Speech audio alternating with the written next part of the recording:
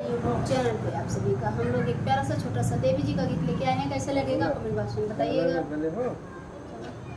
दुर्गा मैया आई भवनवा सखी रे जयकारा लगाओ रे। दुर्गा मैया आई भवनवा सखी रे जयकारा लगाओ रे।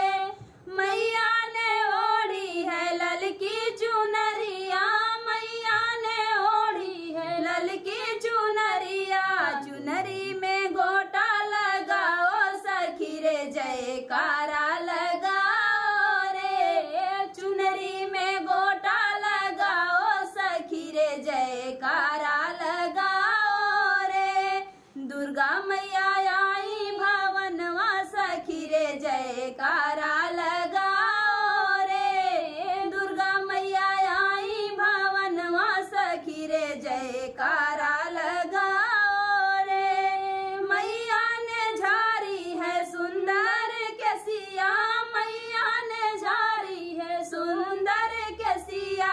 मंगिया में सिंदूरा लगाओ सखी रे जयकारा लगाओ रे। मंगिया में सिंदूरा लगाओ सखी रे जयकारा लगाओ रे।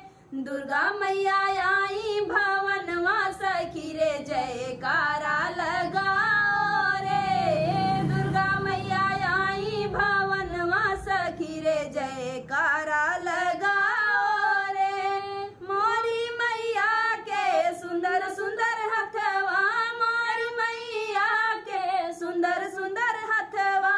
हथवा में मेहंदी लगाओ सखी रे जयकारा लगाओ रे। हथवा में मेहंदी लगाओ सखी रे जयकारा लगाओ रे। दुर्गा मैया आई भवनवा सखी रे जयकारा लगाओ रे। दुर्गा मैया आई भवनवा सखी रे जयकारा लगाओ रे। मोरी शीतला मैया के छोटा छोटा पैरवा, मोरी शीतला मैया के छोटा छोटा पैरवा। पैर में महावर लगाओ सखी रे जयकारा लगाओ रे।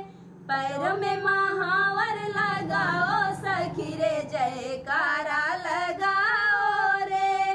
दुर्गा मैया आई भवनवा सखी रे जयकारा लगाओ रे। दुर्गा मैया आई भवनवा सखी रे जयकारा लगाओ रे। तो फ्रेंड गीत कैसे लगा कमेंट बॉक्स में मिलते किसी नए गाने से।